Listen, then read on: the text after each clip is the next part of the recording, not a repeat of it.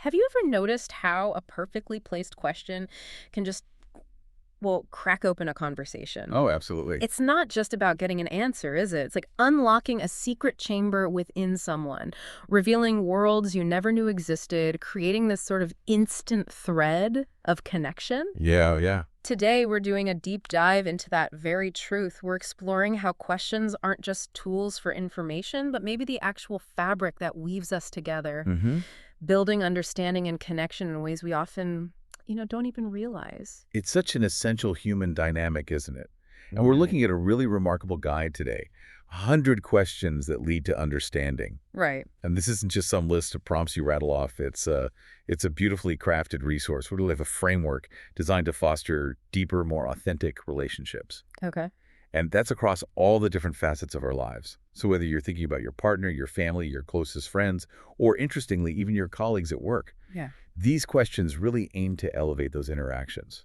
And our mission today, then, is to truly unpack the power that's embedded in these carefully crafted questions. Right. We want to go beyond just reading them out. Okay. We're going to explore how they manage to open doors into memory, imagination, perspective, How do they let us see each other, not just through the roles we play, like spouse, parent, coworker, but as what the source calls whole human beings. That's such a great phrase, whole human being. Isn't it? We'll highlight the key principles for effective dialogue, and here's where it gets, I think, really exciting. We'll actually hear how 10 incredibly diverse individuals responded to these very questions. Oh, okay. It gives us this rich tapestry of human experience and some pretty surprising insights. Yeah, and what's fascinating about this guide is how intentional the design is to make Mhm. these ideas universal but also specific.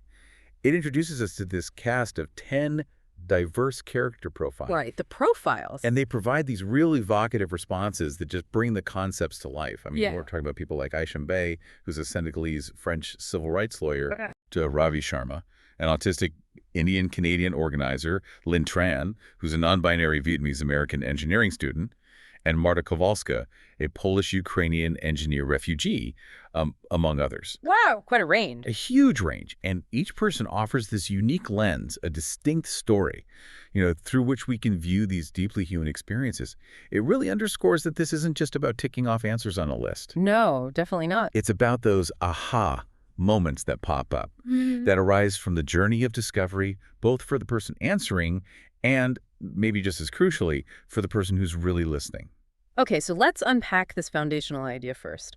The source starts with something so simple, but wow, it's profound. Conversations are the threads that weave people together. hmm It's about how sharing stories and asking those maybe slightly daring questions actually builds trust, understanding, connection. Right. When you think about it, every time you genuinely listen, truly hear someone's story, you're adding another strand to that fabric. Yeah, you really are. It's not just communication. It feels more like communion almost. Precisely. Mm. And I think the genius of this material lies in its emphasis on what it calls intimacy of every kind. Ah, okay. Intimacy of every kind. Yeah. This isn't only confined to romantic relationships, which, let's be honest, is often where our minds go first when we hear intimacy. True. This concept expands way beyond that. It encompasses connections between colleagues, friends, families, even within teams at work. Right. The idea is the deeper you understand someone, the stronger and more resilient that connection becomes, regardless of its exact nature. It's about moving past those superficial interactions. So it's not necessarily about becoming best friends with everyone you work with, for example. No, not at all. Yeah. It's more about building a robust foundation of mutual respect and comprehension. Okay. So understanding what makes your colleague tick beyond, say, their project deadlines. Exactly. Like knowing, for instance, that Marta Kowalska, the refugee engineer we mentioned, carries this profound grief. Or that Aisha Mbai is driven by this really deep sense of justice she felt from a young age. That kind of understanding builds a different kind of trust, doesn't it? It really does. A foundational respect. Yeah, and that can make your team function with maybe more empathy and less friction. It's a fascinating insight into just basic human dynamics in groups. It's a fantastic point, especially about the sort of societal shorthand we use. We often default to seeing people primarily through their roles, teacher, doctor, engineer, parent, because it's frankly a convenient way to navigate complex social structure. No, it's efficient. It is. But these questions are a deliberate invitation to push past that shorthand. They're designed, as the source says, to open doors into memory, imagination, and perspective. So how do they do that? Is it the directness or the vulnerability they ask for? I think it's a combination. It's partly the phrasing, but also the context you create around asking them. Mm. They kind of disarm our usual role-based interactions. Hmm. Take Sophia Russo, the astrophysicist. She mentioned learning to accept that her rootlessness might be her strength. Right. That's not professional insight you'd get from a status report, is it? It's profoundly personal. No way. And it's the kind of truth you don't get if you only see her as the scientist. It pushes you to consider her full, complex identity. And interestingly, that understanding might actually enrich your appreciation of her scientific drive, not just her professional output. Absolutely. And this shift in perception, seeing the person behind the job title or the family role, it enriches all relationships. The document even notes that its inspiration comes from that now famous study. The 36 questions that lead to love. That's the one. But it intentionally expands the circle to include this intimacy of every kind, Yeah. which really shows, I think, an intentional design to broaden the scope of connection. It's brilliant, really. It acknowledges that deep understanding is universally beneficial, not just for romance. Indeed. Okay. And the source material really reinforces this universal invitation. It's about curiosity and openness. It explicitly says that using these questions with openness and care can transform groups of strangers into companions and teams of coworkers into communities. That's a big claim. It is, but it's not just theoretical. It's presented as a practical framework for building stronger bonds. But those words, openness and care, they're critical, aren't they? Totally. How does that transformation happen? I think it's because they create a kind of psychological container where vulnerability feels safer. Okay, a container. Yeah. When you genuinely care and you're open to truly hearing someone without jumping to judgment, you signal that their story, their perspective has value and is safe with you. Right. And that, in turn, empowers them to share more authentically. That's the key, isn't it? Psychological safety, it really makes you think, doesn't it? Yeah. For you listening right now, how might asking more thoughtful questions, coupled with that genuine openness and care, unlock deeper levels of understanding and appreciation in your own relationships? This isn't just about other people. It's about how you can apply this in your own life to maybe transform the way you connect. Whether that's with someone new or maybe someone you've known for decades but feel you've fallen into a rut with. Building right on that, let's dig into the practical principles the guide offers for cultivating this kind of meaningful dialogue. The workbook outlines a concept it calls 3 paths, 1 journey. Okay, 3 paths, 1 journey. Yeah, and it highlights how these questions are applicable in incredibly diverse contexts for couples, for families and friends, and for teams. This versatility is really key to its broad impact because it recognizes that while the questions might be universal, the application needs to be tailored. That sounds really valuable, but I'm curious, especially thinking about the workplace. In a professional setting where time is often tight and people can be, pretty guarded, what's the biggest challenge in implementing something like a question of the week? Do you get common pushbacks? And how does the guide address those to make sure it actually fosters trust, rather than just becoming another, mandated HR activity? That's a crucial point, and the guide is actually quite perceptive about this. For corporate teams, the focus is indeed on building trust beyond job titles. Right. With the understanding that teams who know each other more deeply as people can often solve problems faster and navigate conflict better. Makes sense. So the source suggests integrating these questions maybe in smaller circles, like 4 to 6 people, perhaps during team offsites, leadership retreats, onboarding cohorts, or, as you mentioned, even as a recurring question of the week. Okay. But here are the keys. The optional nature of participation. You can't force vulnerability. Absolutely. And Keeping sessions time-bound, say 45 to 60 minutes, respects people's schedules. But maybe most importantly, it emphasizes leadership buy-in. Okay. Leaders have to walk the talk. Exactly. Leaders need to model this openness themselves. One of the biggest pitfalls is when it's perceived as just another top-down HR initiative, rather than a genuine effort by the team, including leadership, to connect. The goal isn't forced intimacy, but creating a space where it can emerge naturally, almost like a pressure release valve for deeper connection within a structured environment. That makes perfect sense. Leadership modeling is huge. Okay, so what about for families and friends? How does the advice shift there? Well, the emphasis really shifts to creating space for genuine listening. The questions aim to bridge generational gaps, build empathy, and ultimately strengthen those bonds. Yeah. The beauty here is the flexibility. You can gather in a living room, around a dining table, or even on a long car ride. Oh, a car ride. Interesting. Yeah. And it encourages choosing lighter questions for children and mixing deeper ones for adults, making it adaptable for various age groups and comfort levels. It's about creating those, precious moments where deeper stories, which often get lost in the day-to-day logistics of life, can resurface and really connect different generations. Yeah, I can imagine a family dinner transforming into something much richer than just passing the potatoes. Exactly. And then, for intimate relationships, the focus sharpens again. Here, it's about how these questions deepen intimacy, reignite curiosity, break relationship routines, and build resilience for tough times. Okay. It really stresses the importance of listening with openness, not judgment, and creating that environment of safety by practically turning phones off, distractions aside. Yeah, putting the phone away is key. It really is. Yeah. This is where the magic of truly being present for one another comes alive. In long-term relationships, it's so easy to fall into conversational ruts. Oh, yeah. Been there. We all have. These questions act as a gentle disruption, inviting partners to rediscover each other, to see the growth and evolution that might otherwise go completely unnoticed. This whole section offers such direct, actionable advice for you, the listener, regardless of your current relationship dynamic. It really shows how these tools are designed for real-world application, not just abstract concepts floating around. Okay, so across all these settings, teams, families, couples, what are the core principles? The guide mentions few principles for every circle. Yes, these are the non-negotiables, really, for creating that safe and productive environment for sharing. The first one is respect choice. Oh, The importance of the pass option for questions that feel too personal cannot be overstated. The guide says, permission to opt out creates safety for everyone. why is that specific pass option so critical, do you think? More than just saying, I don't want to answer. I think it's because it's built-in permission. It normalizes opting out.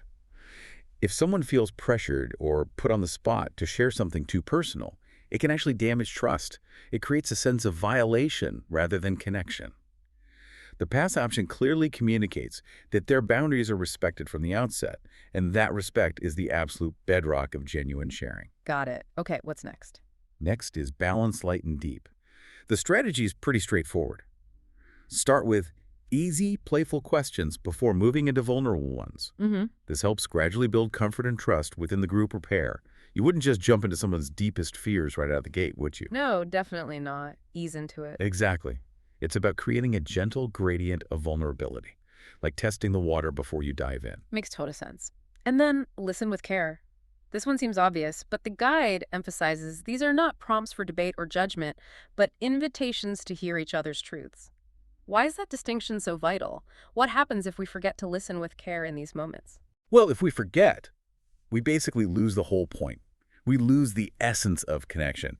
The moment we start debating someone's memory or judging their feelings or trying to fix their experience, we shut down the sharing instantly. Yeah. These conversations aren't about finding some objective, universal truth or winning an argument. They're about understanding another person's unique truth, their perspective, their lived experience. It's about empathy, pure and simple, not evaluation. Right. Empathy, not evaluation. I like that. And tied to that is, crucially, honor confidentiality. The rule is crystal clear. What is shared in the circle stays in the circle, unless the speaker gives explicit permission otherwise. Non-negotiable. Absolutely. Yeah. This builds that fundamental layer of trust without which true vulnerability just wouldn't be possible. It's like a silent contract that underpins the entire experience. Absolutely. Without that trust, no one's going to truly open up about anything meaningful. Okay, Yeah. The last principle. Go at your own pace. The advice is to remember that you don't need to finish all 100 questions quickly. Even a few, explored deeply, can shift how people connect. Quality over quantity. Precisely. The value is in the quality of the interaction, the depth of the listening and sharing, not the quantity of questions covered. It's definitely a marathon, not a sprint, and the aim is depth, not just breadth. Okay, that's really helpful. And the guide also touches on different formats, beyond just sitting in a room. Yeah, briefly. But it's important. It acknowledges different ways to engage. In person is described as the richest experience, obviously, because you get the eye contact, the body language, you see the hesitation, the light in someone's eyes. All those nonverbal cues. Exactly, the subtle shifts that add so much context. But it also says on the phone or video calls can still be powerful, especially for people separated by distance. It just demands more from the listener, maybe. More active listening to truly tune in, to interpret silences and verbal cues more deliberately without the visual Sure, cues. you have to focus harder. You do. And then there's the writing option. Journaling, exchanging letters, or sharing written reflections works beautifully. I find that fascinating. Writing. How does that work for connection? Well, it allows for a different kind of processing, a level of introspection and careful articulation that spontaneous conversation sometimes doesn't. You can kind of craft your truth, take your time with it, rather than maybe stumbling into it verbally. Ah, Which yeah. can be incredibly valuable for certain personalities or for particularly sensitive topics. Have you ever noticed how writing something down can sometimes crystallize an insight you didn't even realize you had until you saw it on the page? Oh, absolutely. It's like having a conversation with your own thoughts, but then having the courage to share that crafted thought. Exactly. And what's so powerful about all these guidelines and formats is how they help you, the listener, create an environment where meaningful conversations can actually flourish. Even with busy schedules or geographical distances, they give you a practical roadmap to foster those deeper connections, no matter the circumstances. Okay, so now let's shift our focus and actually look at some of the questions themselves, particularly those designed for self-discovery and identity. We'll be looking at themes the guide calls identity and values and dreams and aspirations. Right. And we'll draw directly from the vivid responses of those 10 diverse character profiles we mentioned earlier. Their insights really illuminate the rich tapestry of who we are, revealing these common human threads even amidst vastly different lives. Okay, let's start with question 40. What part of yourself are you still learning to accept? Ooh, this one feels so universal, doesn't it? It really does. We all have those parts we wrestle with, those imperfections or perceived weaknesses we haven't quite made peace with. What immediately struck you about the responses to this one? What's fascinating is how many responses circle around a struggle with perceived limitations or differences, Right. whether those are physical, emotional, societal. Mm-hmm. Take Aishambai, the Senegalese French lawyer we met earlier. She shared, "I'm still learning to accept my limits. I am one woman, not an army, and that rest is not weakness." Wow. That's such a powerful admission for someone clearly so driven, facing the immense weight of injustice daily. It speaks to the pressure so many high achievers feel to constantly push themselves, and the often difficult revelation that self-care, that rest, isn't actually a flaw. Yeah, that pressure is real. And we saw similar themes with Elder John Adebayo, the Nigerian pastor-turned-farmer. He offers this really poignant perspective on aging. What do you say? He said, "I'm still learning to accept that my body is not as strong as it once was. Aging is humbling. It just highlights those physical changes that require such deep self-acceptance, a completely universal truth of the human condition." Absolutely humbling. Then there's Sofia Russo, the Italian-Argentinian astrophysicist. She offered something slightly different. "I'm learning to accept that I don't always belong fully. My rootlessness might be my strength, not my flaw. This is about reframing something that could feel like a weakness, not quite fitting in anywhere, into a unique asset, a distinct lens on the world." Turning it into a strength. Exactly. And Ravi Sharma, the autistic Indian-Canadian organizer, bravely stated, "I'm still learning to accept my slowness. It means I see differently, and that difference has value."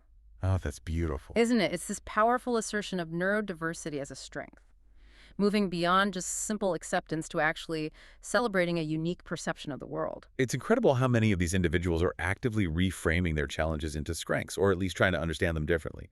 We also heard from Marta Kowalska, the Polish-Ukrainian engineer refugee, who's confronting these deep emotional wounds. What was her reflection? She said, "I'm learning to accept my grief as permanent. Grief doesn't vanish, it changes shape. Such a stark, honest acceptance of loss." Wow. And Imani Johnson, the Black queer poet. Imani revealed, "I'm still learning to accept my anger, not as a flaw, but as fuel." Anger as fuel. Yeah. Powerful. Yeah. These responses, taken together, they just highlight this ongoing, often profound process of self-acceptance and the diverse struggles we all face in reconciling our ideals or our pasts with our present reality. It really makes you pause and think. For you, listening, what parts of yourself are you still learning to embrace? It's a question that definitely asks for courage. He really does. Okay, let's move to question 41. What do you want your legacy to be? This one taps into our deepest aspirations, doesn't it? What we hope to leave behind. It often connects personal dreams to some kind of broader impact. It's about meaning, impact, what echoes into the future after we're gone. It really pulls out what drives people at their core. Aisha Mbaye, for instance, she envisions a legal system in Senegal that finally bends toward justice for women and migrants. And she wants people to say, she made the courts listen to the unheard. That's not just a professional goal, that's aiming for societal transformation. That's huge. Yeah, and Elder John Adebayo, from his more rural perspective, simply states his legacy should be the farm. The farm. Yeah, because for him, faith is not only preached, but planted. It highlights this tangible foundational legacy, deeply rooted in his values and connection to the land.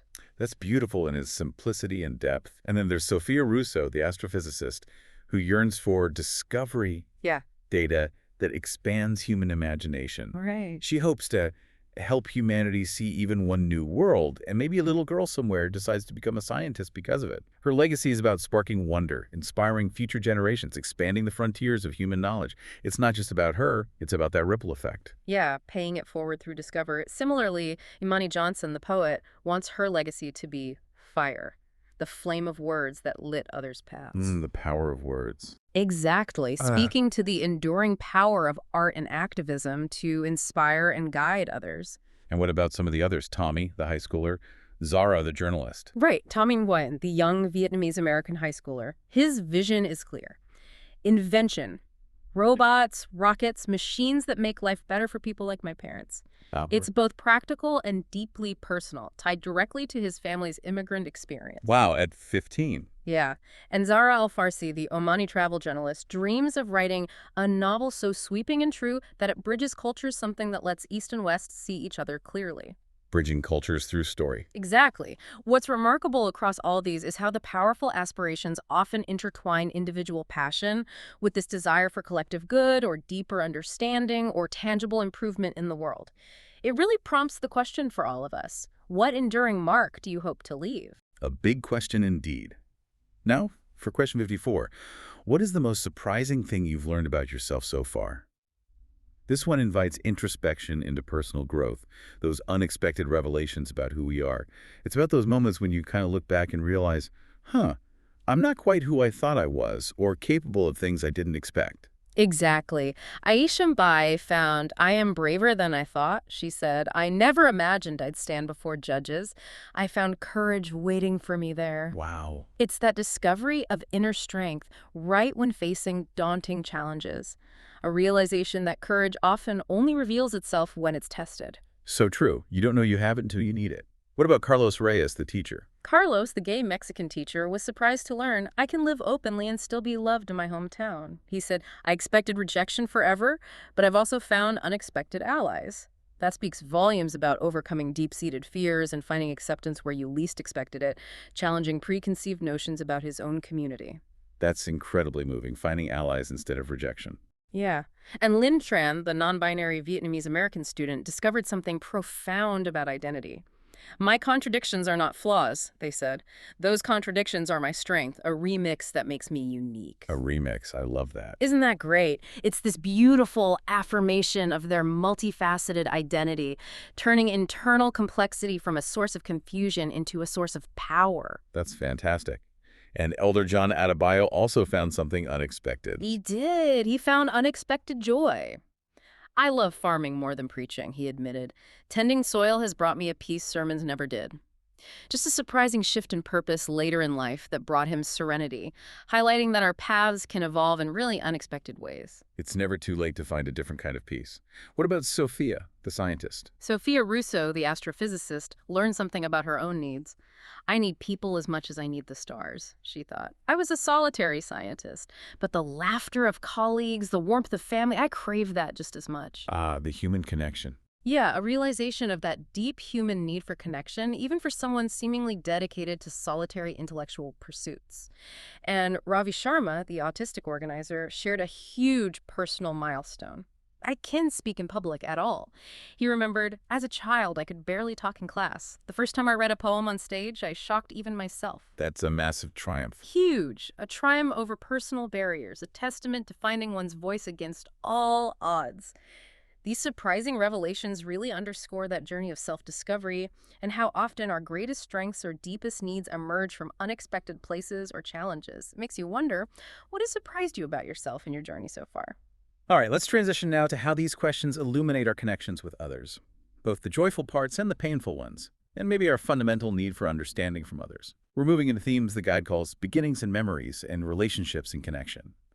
These questions really feel like they bridge inner worlds, allowing us to glimpse the foundational experiences that have shaped the people around us. Indeed. And these shared stories, both light and dark, are often where the deepest bonding happens. Let's delve into question 17. What's your most treasured memory? These memories often highlight those formative experiences, those deep emotional connections. They kind of become anchors in our lives, don't they? They really do. And it's amazing how vivid and significant these memories remain for people. Aisha Mbe, for instance, recalls, the day I passed the bar exam in Paris, she said, I called my grandmother.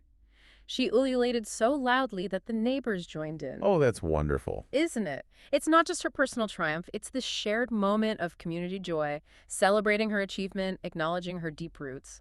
And Carlos Reyes' treasured memory is from his childhood.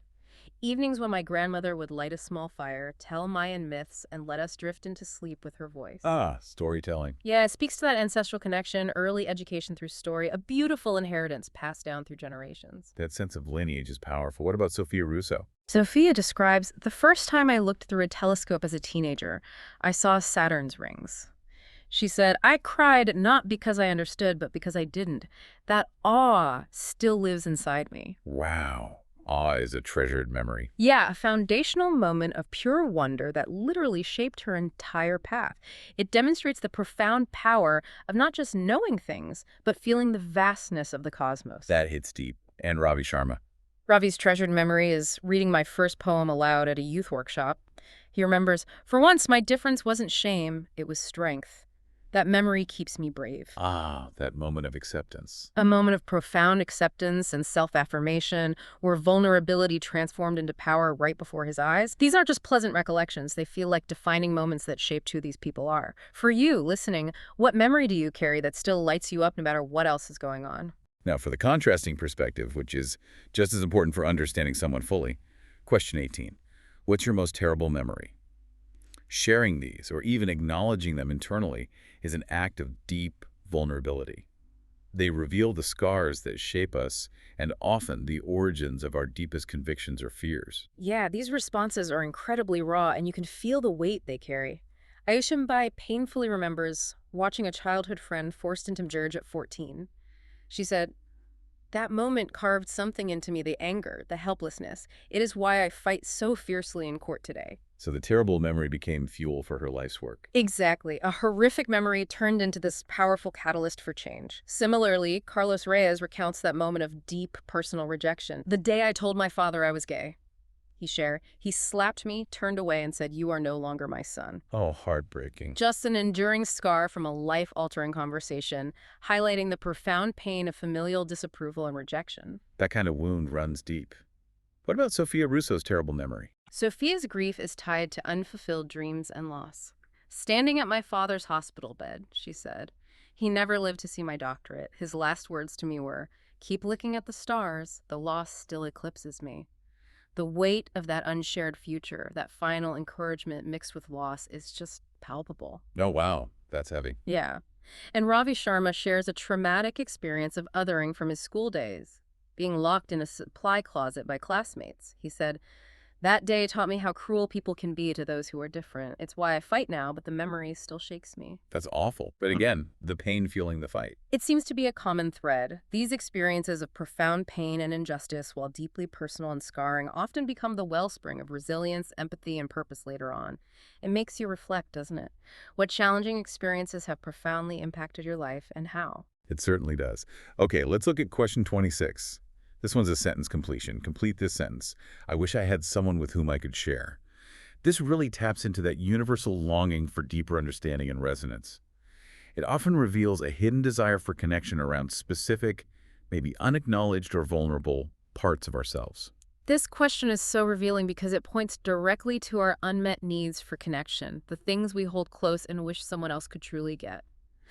Aisha Mbaye wishes to share the burden of my cases. She says, the weight of injustice often feels too heavy alone.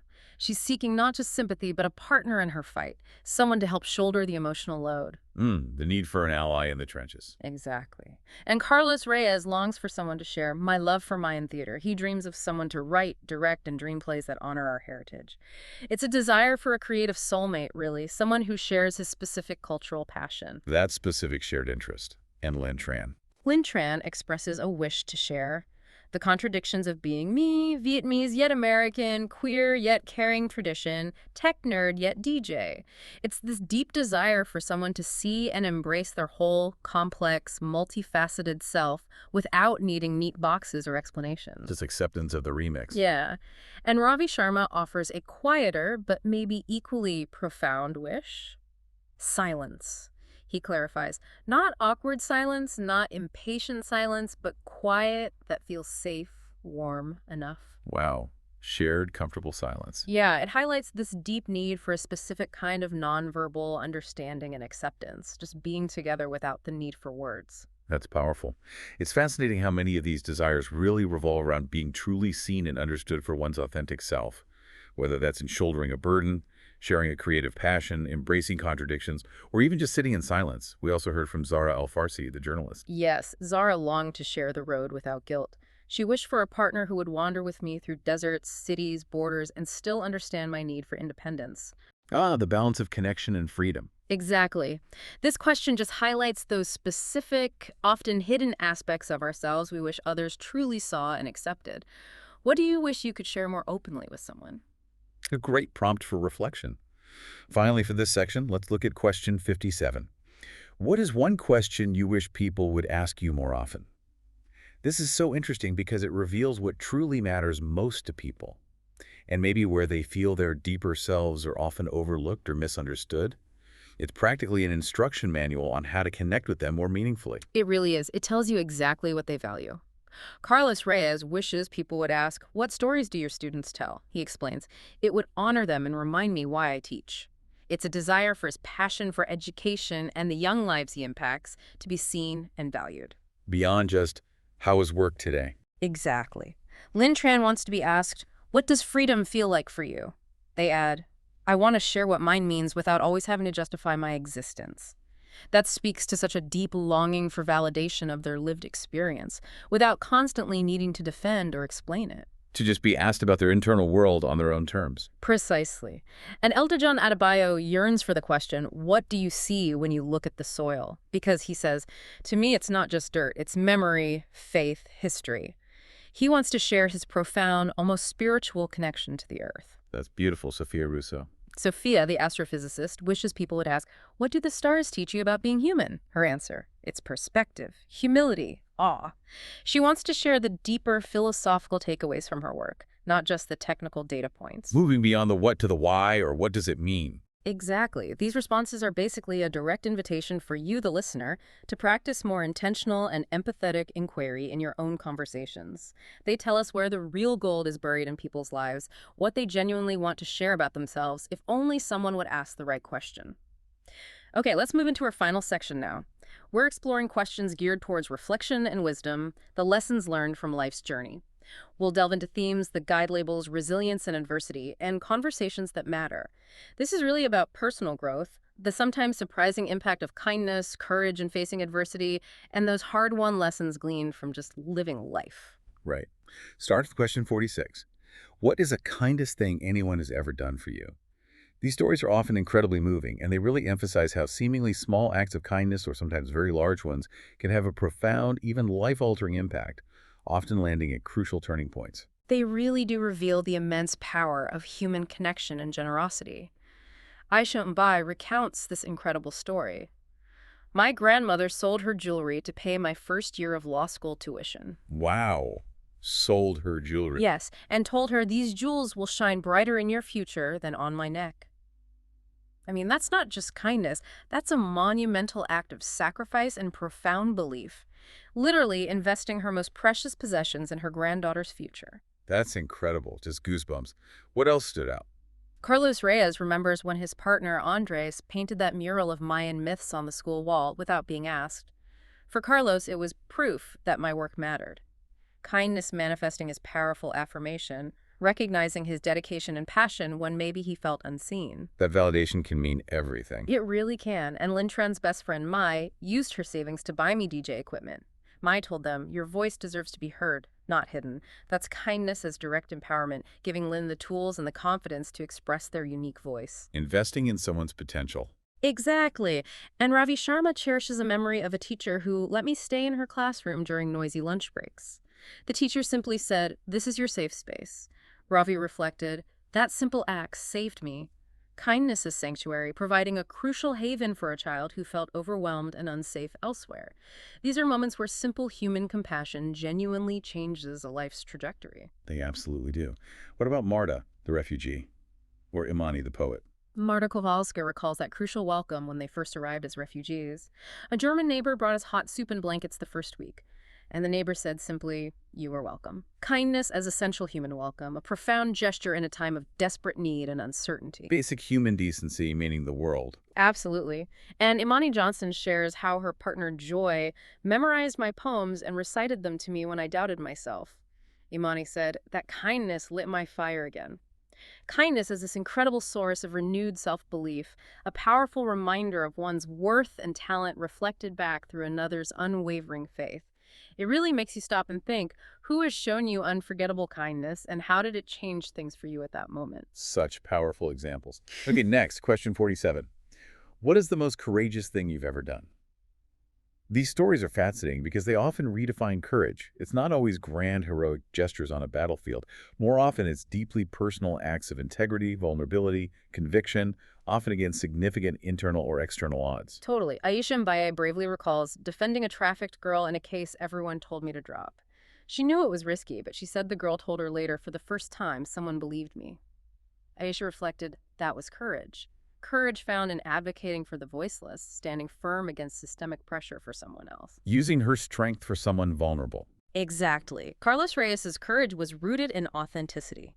Walking back into my village after years away, hand in hand with Andres, he knew rejection waited, but said, "Courage was claiming my life openly." That's an act of deep personal integrity, choosing truth over the comfort of hiding, even in a place fraught with potential pain. The courage to be visible. Yeah. Lin Tran found courage in public self-acceptance. Standing on stage at Pride, introducing myself as non-binary, they remembered, my voice shook, but the applause washed away years of silence. That's such a powerful moment of reclaiming identity and finding strength and validation in community. Overcoming that internal fear barrier. Absolutely. And Ravi Sharma showed immense courage in vulnerability and advocacy. Reciting my poem about autism at a rally, he said, "For the first time, I wasn't hiding. Courage was showing the world my unedited self."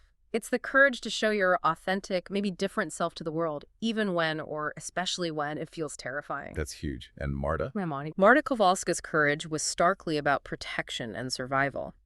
"Leaving Ukraine with my children when the bombs began," she simply stated, "courage was carrying them into the unknown." That's a primal, desperate courage born of absolute necessity. The courage of a parent protecting her children. Exactly. And Imani Johnson demonstrated courage in pursuing her true calling. Quitting a secure job to live fully as a poet, she reflected. Courage was choosing art over survival alone. It's a courage that prioritizes passion, purpose, and authenticity over conventional security. These diverse acts truly reshape our understanding of what courage means. It prompts the question, what acts of courage, big or small, have shaped your life? This is a deep question. Let's turn now to question 96. What is one of the most comforting conversations you've ever had? These often highlight the profound healing power of being truly seen, understood, and affirmed by another person. They frequently come at moments of great vulnerability, transition, or doubt. Yeah, these really speak to the profound impact of someone truly seeing you and offering support right when you need it. Elder John Adebayo found comfort when his eldest son told him, "Dad, you gave us faith. Now let us give you rest." He said, "For once, I let myself lean on them." Such comfort in that intergenerational support and forgiveness, a beautiful passing of the torch, allowing himself to receive care. Letting go of the need to always be the strong one. Exactly. Sophia Russo experienced comfort in professional affirmation. With a colleague in Chile who told me, "You belong here, even if you doubt yourself." She reflected, "It was the first time I felt science could hold me as a person, not just a brain." That's comfort found in belonging, a profound validation of her whole self within a demanding field that often prioritizes intellect over feeling. Feeling seen as a whole person. That's key. It really is. And Ravi Sharma found profound validation and community with another autistic activist who said, "You don't need to change to fit the world needs to change to fit us." Ravi said, those words lifted a lifelong weight. Comfort found in shared identity, shared struggle, and the liberating power of collective strength and advocacy. Shifting the burden from the individual to the system. Powerful. Immensely. Marta Kowalska found solace and grounding when a German neighbor told me, "Your children are safe here." She remembered. The certainty in her voice felt like shelter after months of fear. That's maybe the most basic yet most profound comfort. The feeling of safety and reassurance for your loved ones in a time of absolute terror. Safety is everything in that context. It is, and it's often those simple, heartfelt assurances that resonate the most. Tommy Nguyen felt comfort and unconditional worth from his robotics coach, who said, "You don't have to win to matter. You already matter." Tommy reflected. "It was the first time I believed failure wouldn't erase me." Comfort in knowing your inherent worth isn't tied to achievement, a truly liberating message for a young person. That's huge for a teenager. Huge. And Zara Al-Farsi found enduring love despite her constant travel and distance. With my daughter, who told me on the phone, "Mama, I'll wait for you," she said, simple words, but they softened every lonely hotel room I've ever slept in. Comfort found in that unwavering love and connection, anchoring her wandering heart. These conversations just remind us that deep connection and solace are often found in those simple, heartfelt exchanges. What conversations have offered you comfort when you needed it most? It's a lovely question to ponder. Finally, let's reflect on a truly poignant question, the very last one in the guide, question 100. What is a conversation you still wish you could have? This explores the enduring nature of our relationships, the conversations that, maybe because they never happened or can't happen now, continue to shape us. It highlights those unresolved longings, those unspoken words. Yeah, this one really reveals the deepest pockets of our hearts, doesn't it? The things left unsaid or wished for. Aisha Mbai expresses this longing for final affirmation and guidance. One more conversation with my grandmother, she wishes, to tell her how her lessons still guide me. I'd ask her if she thinks I've carried justice well enough. That desire for ancestral validation, to know she honored her lineage and her grandmother's sacrifices. Seeking that final blessing, almost. Exactly.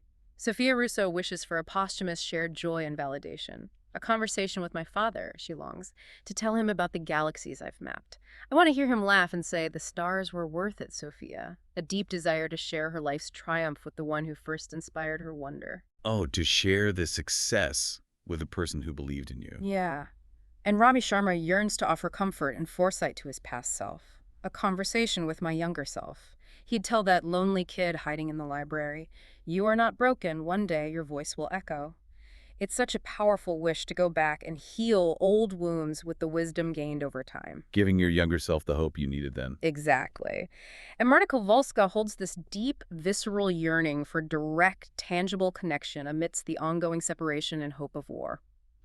A conversation with my husband back in Ukraine, she wishes, not through static phone calls, but face-to-face. I tell him, "We are surviving, we're waiting for you." A longing for reunion, for simple presence, for the certainty of shared survival. Just presence. That says it all. It does. This final question reminds us of the profound connections that transcend time and distance, and the enduring conversations, both had and unhad, that live within us and continue to shape who we are. What conversation do you still wish you could have? Wow. We've really journeyed through a remarkable collection of human stories today, haven't we? All sparked by the simple, yet incredibly profound act of asking a thoughtful question. It's been quite moving, actually. Yeah. We've seen how these questions can build bridges, foster self-acceptance, help heal old wounds, and even inspire completely new directions in life. Whether it's recalling the profound kindness of a stranger, finding the courage to live authentically, or reflecting on the enduring legacy one hopes to leave, each response just reminds us of our shared humanity, of those universal threads of experience, joy, pain, longing, hope that connect us all. And I think it's so important to reiterate that these questions, this whole approach, it's not about quizzes or tests that you need to ace or rush through. No, definitely not. They are explicitly framed as invitations to understanding. Invitations to slow down, to listen deeply, and to really honor the intricate, complex narratives that make each person unique. The true richness comes not from finishing all 100 questions like a checklist, Right. but from the moments of genuine connection, discovery, and empathy they create along the way. Even just one deep conversation can make a difference. Absolutely. And so we truly encourage you, our listener, to take these lessons, these ideas into your own life. You can start small. It doesn't have to be dramatic. Yeah. Maybe ask one thoughtful, open-ended question at dinner tonight instead of the usual, how was your day?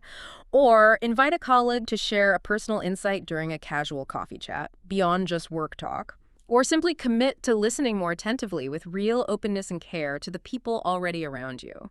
It doesn't require being a philosopher or some expert in communication techniques. Not at all. You just need to be genuinely curious about the person in front of you, to want to understand their world a little better. Because in the end, as our source material so beautifully reminds us, maybe the most powerful thing we can give each other isn't advice or judgment or even solutions, though those have their place.